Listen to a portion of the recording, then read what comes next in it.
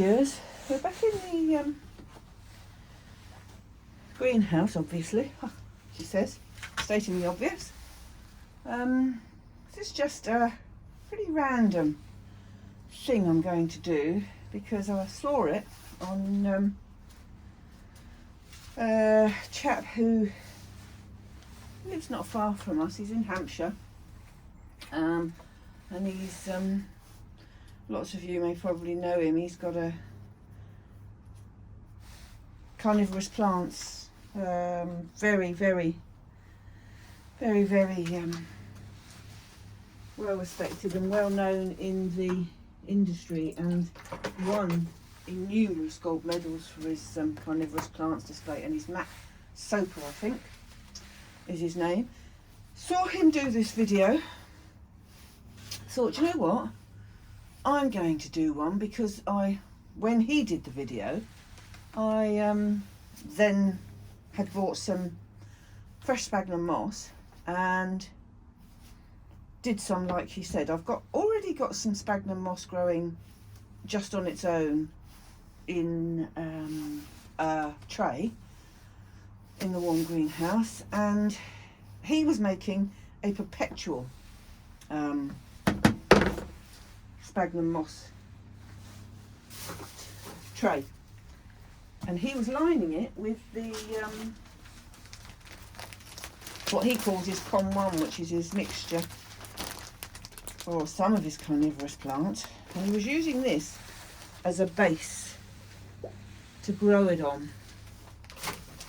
And I mean, I've grown fresh sphagnum moss before, and I know other people that grow it as well. They put live moss in a tray, add water, and eventually it will root. But at some point it's going to give up because, well, it might root, but it will carry on growing anyway. But I wanted a continuous supply, shall we say. And he uses this for his carnivorous plants.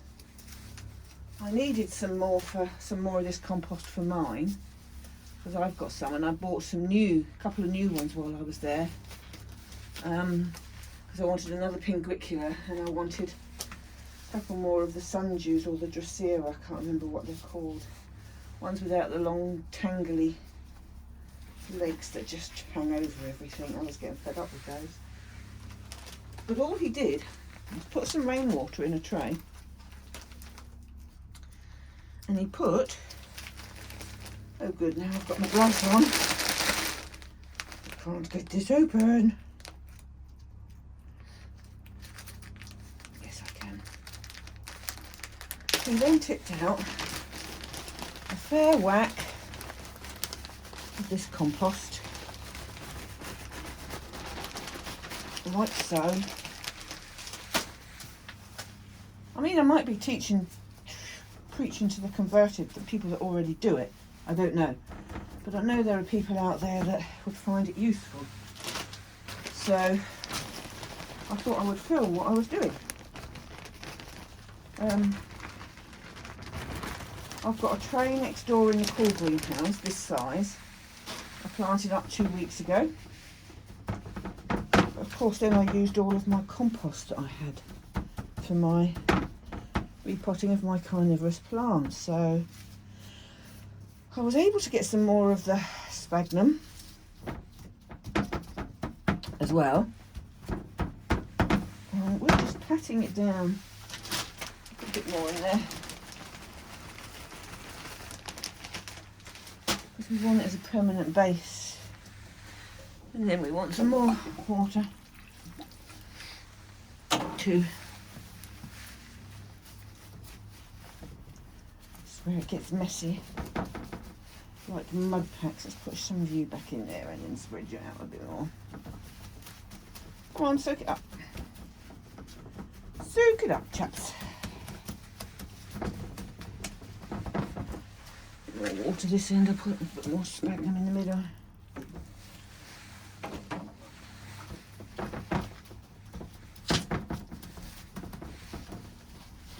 Mix you up. Go on. And you soak it all up, spread it all out.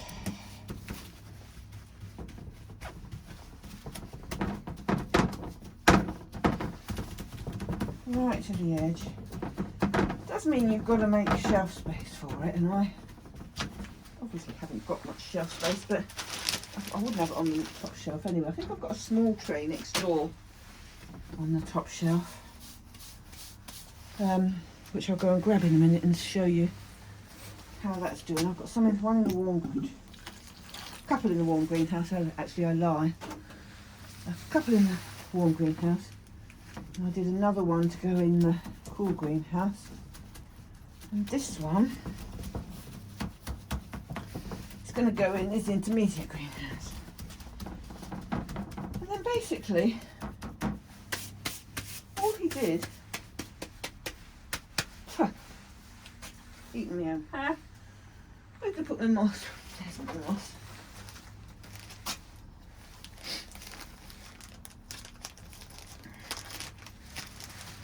Because he had a fair bit of moss that he used, but he didn't use loads. Let's not put all that in there just in case. He didn't use loads, and what he did was he went round chopping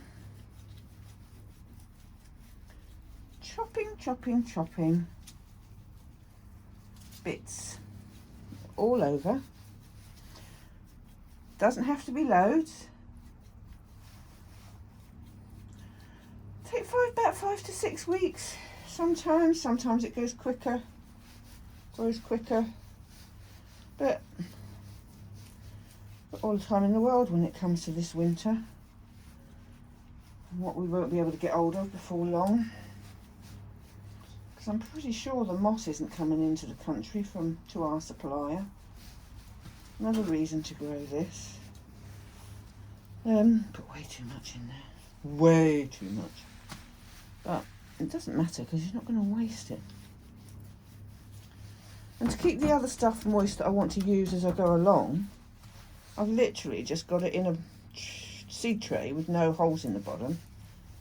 And every so often I just throw some rainwater on it and it'll stay moist. But if this will grow, which he does all the time, and then just cuts off some when he needs it. He must have quite a bit there. I mean, he doesn't grow everything in moss. But obviously he uses this for, I can't remember what he said he used it for. Certain of his plants. And he's got an amazing setup up there. It's only about half an hour's drive from me. And I've been up there before on his open weekends. Well, that's where I've got my plants from. And then all we're doing is tapping down the moss that we've cut loose on the top, like that. Let's chop you up a bit more, people. And to have this, it's very handy out here because I literally use moss all of the time. Particularly for the neos. Dare say I wouldn't do the neos in fresh sphagnum, because you do have to let the neos get crispy, crunchy, dry at times, and it wouldn't do live moss any good. But for things like your mounted orchids, if you're not going to let them go too dry, let them dry, but then sort of wash them as soon as they're dry, not dry them out, because you won't keep the moss alive if you don't keep doing it. But Draculas, Masdevallias, those sorts of things, it would be heaven for. There you go. There's another lot there, ready to go. Put a bit more up there. In there.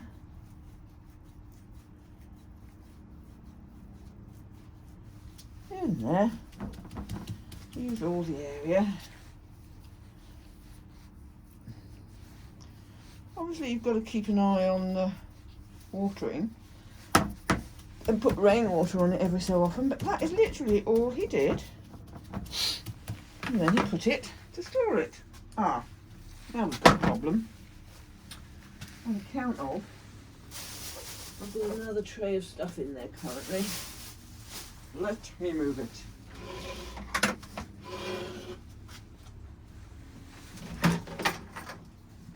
And just try not to, oops, trip up over it. That would be very helpful, people. If you could oblige, not fall off, I'd be really, really happy. Thank you. And then I'm going to do another small tray. He's going to go under the bench. I want another small tray. I might have to go and get one. I want one with no holes in the bottom. There's one over there. I just need to check it. This one's got no holes in the bottom.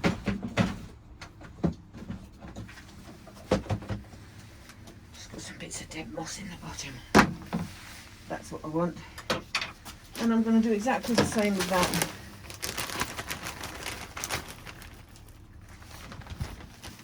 Probably a bit too much in there. Let's take some out. And I think this, I don't know whether it's perlite or vermiculite. It looks like perlite. Mick would know, and Bobby, because they do, they both actually grow and propagate carnivorous.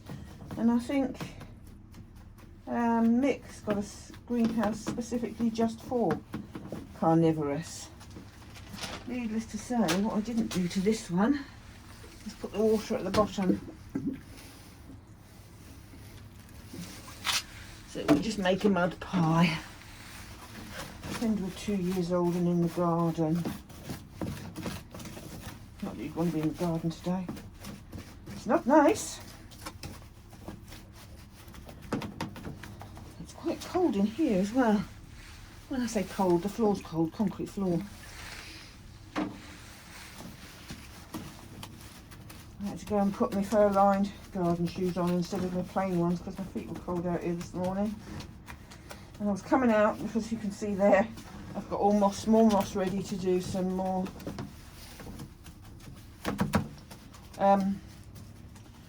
neos today. Because there's still lots to do that I haven't done. Right, scissors. Where did I put you? Don't know.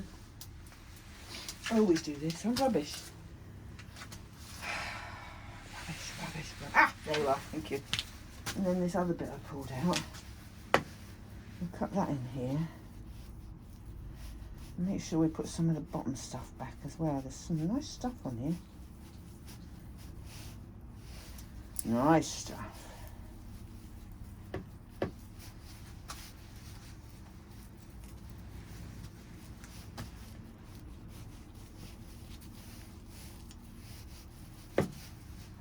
Got the root plants here I've got.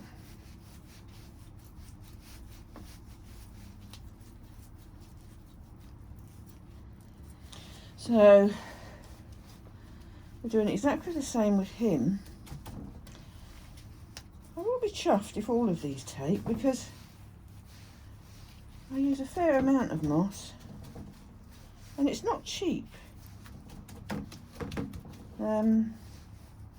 What I have got hold of, as I said before, was some coconut fibre. So if you remember skeins of wool that your grandmother or your mum had to knit with, it came like that in a bag and it came from Sri Lanka. And I've yet to try. I've got some bigger neos that want moss in a different pot this year, and I'm going to try them in the a couple in the coconut fibre and a couple as normal, because I've seen people use the coconut fibre and not actually put anything underneath so that there's moisture for the crown. I don't put a lot under there, but I think you do need some. And all the guys in America, especially the big nursery over there that does neophynecias, Jason Fisher, the son, does the neophynecias. Jerry Fisher, some of you may know. He's the Sphagnum guy. But orchid is it orchidweb.com? Got some stunning plants that we can't get hold of, and I know the you American guys use him, or would probably be able to have him. But he grows nice in the open ashes. There you go. So we've now got a small tray of it as well. And then what I'll do, if I can do it without knocking anything over, that would be good. Oh, I'm so clumsy, you just would not believe. I do need another tray because I've got some moss left over and I need to put it in a tray. I don't want it getting dry. Let me just go next door. I'll press pause and bring the tray back in. There you go. Here's my attempt of a week, 2 weeks ago. And there's already evidence that tiny bits are perked up and growing. I might put some more in that bottom bit because that's just been left empty. And that's just how he's sitting on top of the staging next door. So, worth a try. You've got nothing to lose. It should work. He uses it, so, and he took the time to do a video. He doesn't usually do videos. So, I'll tell you what will do. Let's put those back. Because then you can see the new...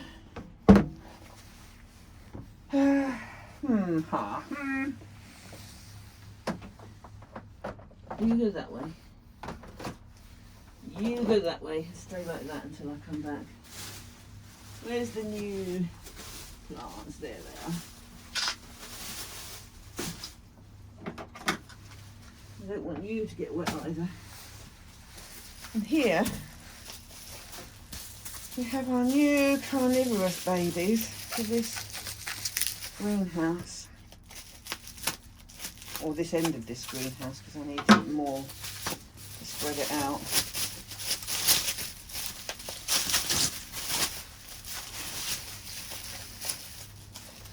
Drosera Aliciae.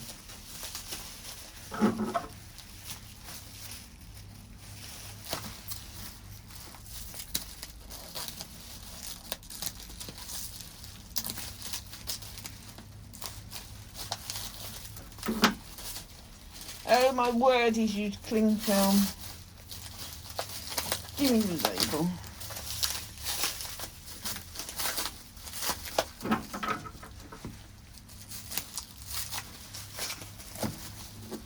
I need to be careful here.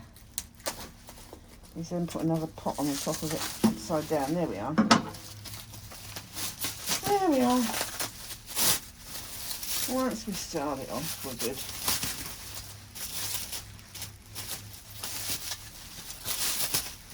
Just put that on to protect what's underneath. You go on the floor. Whoopsie.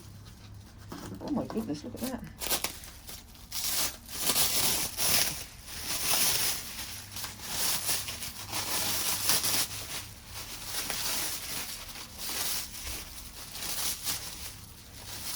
And these are the ones I like.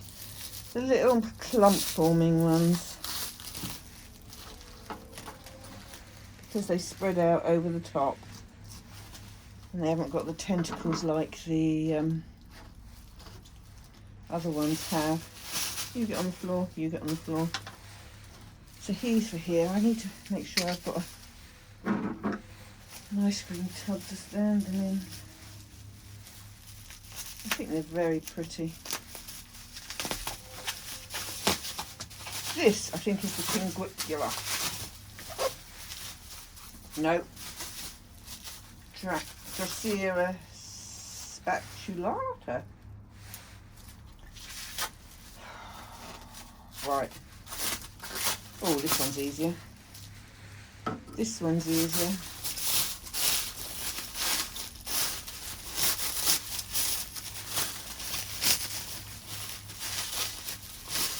These help no end with those flipping baby one.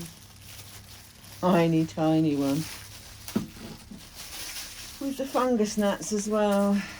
Oh, I didn't buy a Pinguicula. I thought I did. Oh, well, I meant to. That's fine, these will keep me going, although I could probably split one of my others. Oh, now, if I knew how to do it. I'm sure it's just a question of do the rosettes, split the rosettes, but I don't know. Let's put that in the right tub. Pot.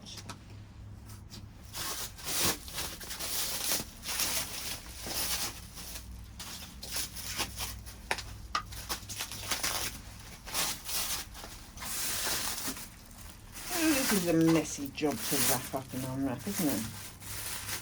Not like orchids. Much cleaner job. Oh, I like this one. No, go careful, careful, careful, careful, careful, careful. This has got the goo on. Do not pull it out. Do not pull it out.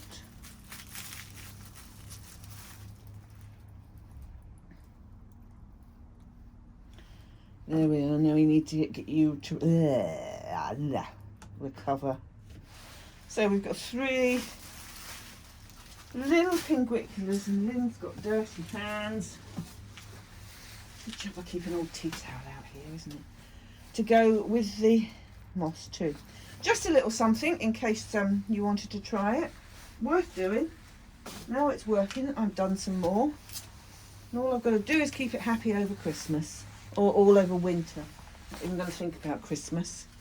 But one little ending, a little tiny baby that I hadn't seen coming. Dendrobium sulphureum, tiny little plant, as per usual, from Ecuagenera. Looky here. Look at these little flowers.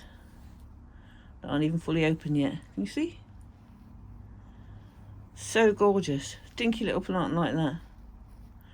I don't even think that one's alive. But it's so hard to keep him growing and keep him happy. But he finally seems to be. I just need him to get bigger, and we've got new growth down there and there. I need to let him dry out now. But he's got his flowers for the first time. So you've got to look at an orchid as well. But, oh, Spanish moss hanging where it shouldn't. On that note, I'll love you and leave you. It was only a quick one so that you could see how this worked. Well worth doing, I think, personally, especially if you've got a lot of stuff in moss, or you want to use just a little bit of moss on the mount. You can use your live moss, that's good. Some stuff I mount without moss, but I use a lot mostly for Asdivalias Draculas with no roots. It's a lifesaver moss, and the live moss with a Dracula, because you know you're going to always water it, well worth doing. And the live moss works well with the Mazzies as well. These catch the bugs. I just need some pinguiculars and to split up my other ones. There's rosettes. I've even got one in flower, but need to split them up and then they'll be happy, and everybody will be happy. So take care. Another video coming soon. I'm just working on one with buds and blooms, so lots of flowers to look at. Look after yourselves. We've now had all the news unofficially about what tiers we're going to be in. We're not going to be allowed to do anything really. They're putting the whole of England apart from 2 areas into tier 2. Gives us more freedom, but you're not allowed in other people's houses, so I can't visit my daughter, they can't come and visit me. And tier 3, well, they might just as well be in lockdown, because that's effectively it. But at the end of the day, we've got to get rid of this virus, so we've just got to suck it up and get on with it now, and wait for the vaccine before it does too much more damage.